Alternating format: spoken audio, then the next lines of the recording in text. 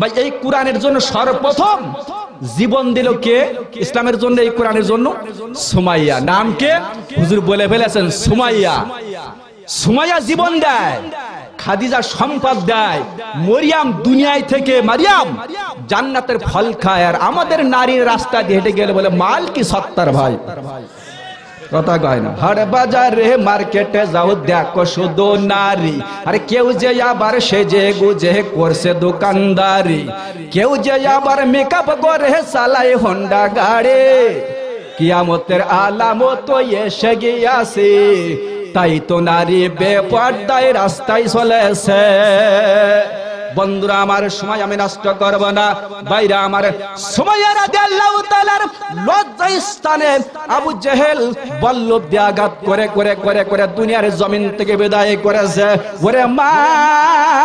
তুমি চিন্তা করো না, রাগ করো না মা, আমি শেষ পর্যন্ত শুনে যাও। মা গো, তোমাদের সর্বপ্রথম তোমরা জীবন দিয়েছো কোরআনের জন্য। কথা বলেন ঠিক না বেঠিক? ভাইরা আমার, সর্বপ্রথম খাদিজা সম্পদ দেয়। ভাইরা আমার, দুনিয়ার জমিনে কোন পুরুষ মানুষ জান্নাতের ফল খাইতে পারে নাই, মা তুমি কিন্তু খাইছো। ভাইরা আমার, কথা একটু মুখস্থ রাখতে হবে। আব্বা জান আমার, ভাইরা আমার, বাইদে বস্তামি রহমাতুল্লাহ আলাইহি উনি হজ করতে গেছে, উনি মায়ের দা আল্লাহর ওলি হয়েছিলেন। হজ করতে যাইয়া 2 চোখের পানি ছেড়ে আরাফাতের ময়দানে হাত তুলে ডাক দিলেন, প্রভু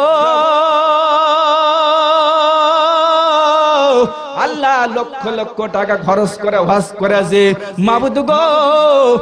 প্রত্যেকের হজ মনে হয় কবুল হয়েছে। আল্লাহ, ভাইরা আমার, হাজী সাহেবেরা হজ করে বাড়ি আসলে হাজী না করলে রাগ হয়। কথা কয় না? জবান খুলে বলুন, ও প্রভু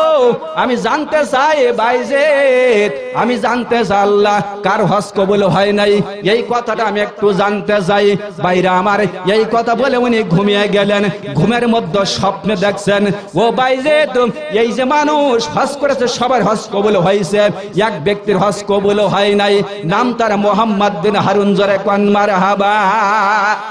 ভাইরা আমার, যারা হজ করেছে জিজ্ঞাসা করে দেখবেন, টাকা হলেই হজ করা যায় না, হজ করে অত্যন্ত কষ্টের কাজ, এই জন্য জোয়ান বয়সে যাইতে হয়। আমাদের টাকা আছে সুদে খাটানো, মাঝে মাঝে মাস গেলে 5000 সুদ পাই। কথা কয় না? হজ করি নাই, যাকাত দেই নাই, ব্যাংকে রাখছি টাকা, গরিব মানুষ ধার চাইলে বলছি পকেট ফাঁকা। কথা কয় না? অনেকে চিন্তা করতে, হুজুর যদি ওয়াজ এইভাবে করে আমরা 2-4 ঘন্টা শুনতে রাজি। কথা কয় না? জবান খুলে বলুন, হজ করি নাই, যাকাত দেই নাই, ব্যাংকে রাখছি টাকা, গরিব মানুষ ধার চাইলে বলছি পকেট ফাঁকা। আরে মা বাবারে বোকা পাইয়াম, সারা জীবন দিছি ধোকা, গরিব মানুষকে বোকা পাইয়াম, সারা জীবন দিছি ধোকা, নিজের পাপের বোঝা নিজে বুঝি 16 আনা, হইল না হইল না আমার হজ, হইল না হইল না হইল না আমার নামাজ, হইল না। আসর গেল কসরে, মাগরিব গেল বইয়া, ঈশা গেল খাইতে খাইতে, ফজর গেল সইয়া, জোহর কখন কাজা হইল কেউ তো কইল না, হইল না হইল না আমার হজ করা হইল না। বন্ধুরা আমার, আমি চিন্তা করতেছেন আপনারা হুজুর যে ওয়াজ শুরু করেছে, প্রধান বক্তার ওয়াজ কখন শুনবেন? বন্ধুরা আমার, কথা ভালো করে বুঝতে হবে। এই জন্য মহিলাদের সম্পর্কে কিছু বলে আমি নেমে যাবার, লম্বা করব না। মাগো, তোমরা অত্যন্ত কষ্ট পরিশ্রম করিয়া, বন্ধুরা আমার, রাত্রে পেটে যখন বাচ্চা যায়, এখন ওয়াজ করতে গেলে বিভিন্ন জায়গায় কয়, হুজুর সাইলিবিলি কথা শুনতেন না, সেই ওয়াজ করো।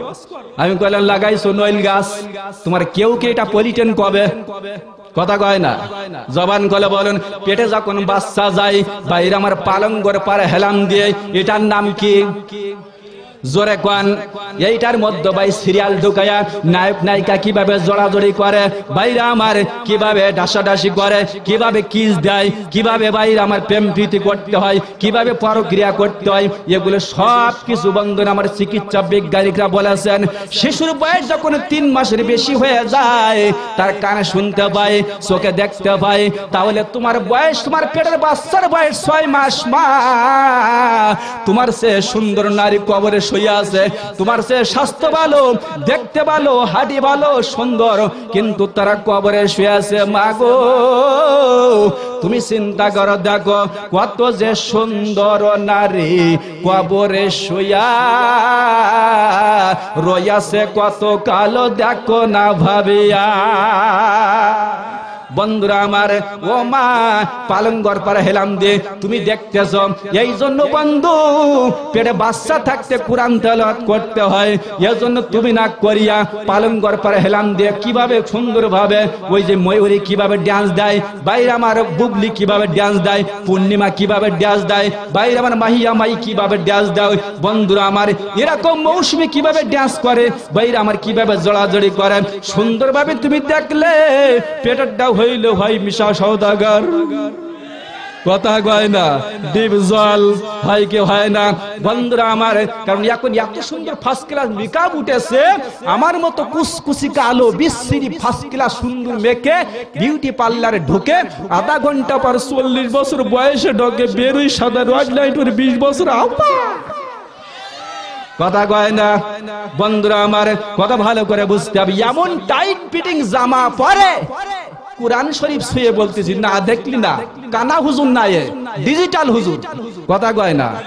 টাইট ফিটিং ভালো জাতের কোষাই যদি 5 মিনিট টাকাই থাকে, ওর গায়ে 40 কেজি না 45 কেজি অনুমান করে ফেলায়। কথা কয় না বন্ধুরা আমার, শুধু তাই না, দুই বন্ধু হেঁটে যাচ্ছে, সামনে দিয়ে দুই নারী হেঁটে যাচ্ছে, খানিকক্ষণ তাগাই ভিতরে ছোট্ট একটা জামা গায়ে দেয়, নামটা আমি জানি না, তবে ওই জামা পর্যন্ত দেখে এক বন্ধু আরেক বন্ধুর গায়ে ঠেলা দিয়ে মাল কি সত্তর ভাই। কথা কয় না, মা তুমি এখন মাল হয়েছ, চিন্তা করে দেখো মা, তোমার মেয়ে সুন্দর, তোমার পেটের থেকে বাইরে বোস্তামি হয়েছে, আব্দুল্লাহ ইবনে মুবারক হয়েছে, হাফিজুর রহমান হয়েছে, মামুন লোক সাহেব হয়েছে, দেলার হোসেন সাইদি হয়েছে। ও মা আল জান্নাতু তাহতা আকদামিল উম্মাহাত, তোমার মায়ের পায়ে, তোমার পায়ে, তুমি মা তোমার পায়ের তলে আমাদের জান্নাত। ও মা ভাইরা আমার কথা মুখস্থ রাখেন। বাইরে বস্তামি যখন আল্লাহর কাছ থেকে শুনলেন মুহাম্মদ বিন হারুন নামের একজন ব্যক্তি, সে কিন্তু তার হজ কবুল হয় নাই, সঙ্গে সঙ্গে স্বপ্নের মাধ্যমে জিজ্ঞাসা করলেন, মাবুদ গো ওই ব্যক্তি কোন জায়গায় বসে আমি জানতে চাই। সঙ্গে সঙ্গে ঠিকানাটা নিয়ে নিলেন, ওখান থেকে চলে গেলেন। সমস্ত সাথীরা বাড়ি চলে গেল, লক্ষ লক্ষ মানুষ। উনি কিন্তু বাড়ি গেলেন না। বাইদে বস্তামি রহমতুল্লাহ আলাইহি আস্তে আস্তে করিয়া, ও মা চিন্তা করে দেখো, রাসূল বলেন ইয়াকুল বি আদম মালি মালি হাল্লাকা মিম মালিকা ইল্লা মা আকালতা ফা আপনাইতা লাবিস্তা ফা আবলাইতা তাসাদদাকতা ফা আমদাইতা। এটা আমার দাদা বলতে, এটা আমার বাবা বলতে এই বাড়ি আমার চাচা বলতেছে এই বাড়ি আমার, এই 10 বিঘা আমার, এই দোকান আমার। রাসূল বলেন এই কথা যারা বলে রে বাপ, ও সাহাবীরা তারা বোকা। আল্লাহর নবী বলেন ইয়াকুল ইবনে আদম, ভাইরা আমার ভালো করে বুঝতে হবে, 3টা জিনিস শুধু তোমার, যেই জিনিস তুমি খেয়ে হজম করে ফেলাইছো, যেই জিনিস পরিধান করে ছিঁড়ে ফেলাইছো, আর যেই জিনিস তুমি দান করে পরকালের জন্য জমা করেছো, এই 3টা জিনিস ছাড়া সব কিছু আব্বাজান পরে। কথা বলেন, কথা বলেন বাইরা আমার, কথা একটু খেয়াল করতে হবে। বাইদে বস্তামি রহমতুল্লাহ আলাইহি সঙ্গে সঙ্গে বন্ধুরা আমার লোকটার পার্শ্ববর্তী চলে যায় ইতিহাসে লোকটাকে দেখার জন্য। ওয়াজ কিন্তু বন্ধুরা আমার কবুল হয় নাই। বাইরে আমার এক রশি দূরে থেকে ওই ব্যক্তি জোরে ডাক দেয়া বলতেছে, মুহাম্মদ বিন হারুন ডাক দেয়া বলে, হে বাইজে তুমি আমার পাশে আইসো না, তুমি আমার পাশে আইসো না, আমার হজ কবুল হয় নাই। বাইদে বস্তামি রহমতুল্লাহ আশ্চর্য হইয়া আল্লাহর কাছে ডাক দিয়ে বলেন, মাবুদ গো জীবনে কোনোদিন এই লোকটার আমি দেখি নাই, কিন্তু কিভাবে আমার কে নাম ধরে ডাক দিয়েছে আমি জানতে চাই। আরে নিকটবর্তী চলে গেলেন, ডাক দিয়া বলেন, মুহাম্মদ বিন হারুন আমি তোমার জীবনে দেখি নাই, তুমি আমারও দেখো নাই, আমার নাম ধরে কেমন করে ডাক দিলে? বলে আমার মা জননী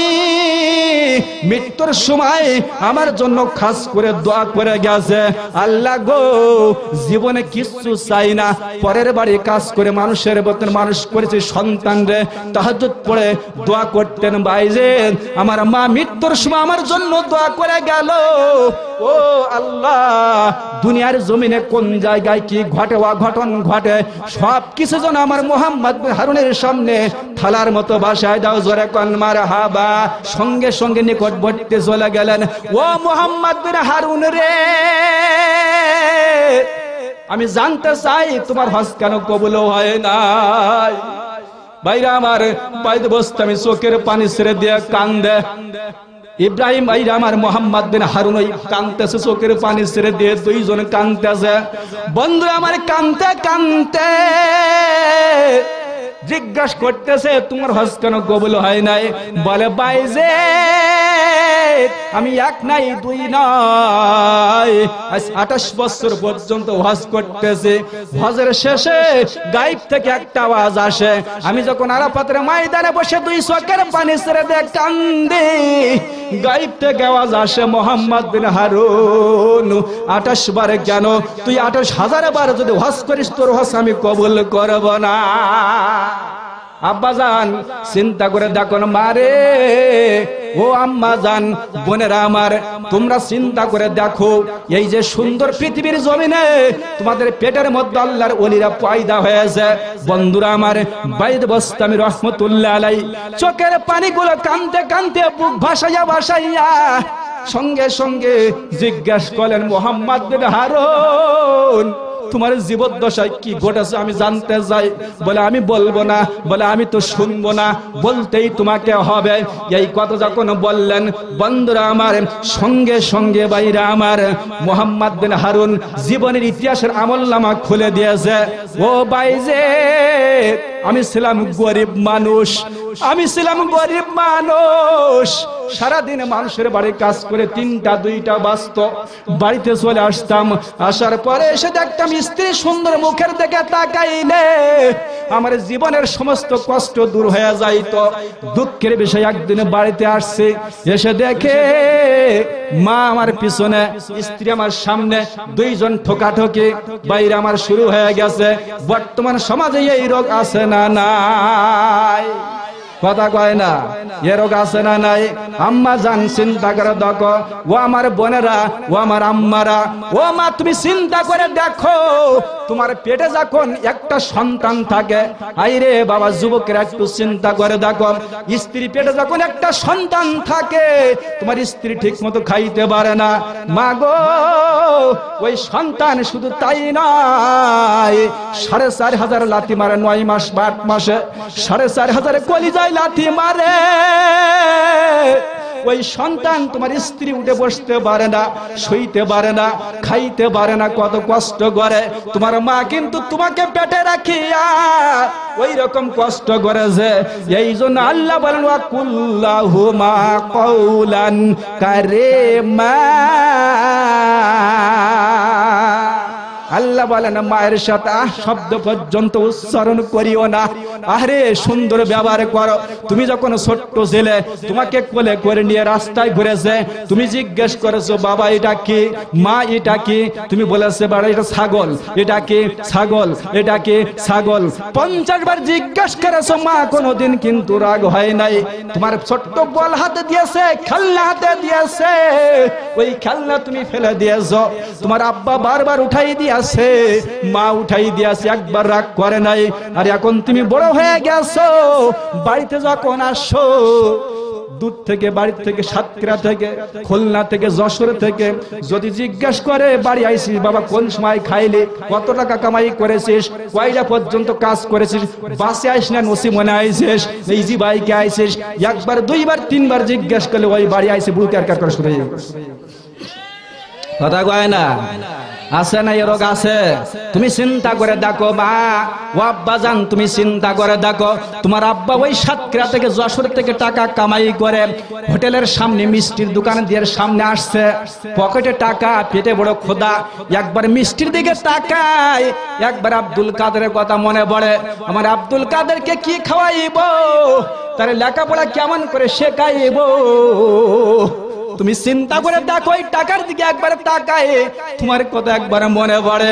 আব্বাজান তুমি চিন্তা করে তুমি একটা টাকা খরচ করে নাই এই পেটে ক্ষুধা আছে কিন্তু অমনি চলে আসছে বাড়িতে আসিয়া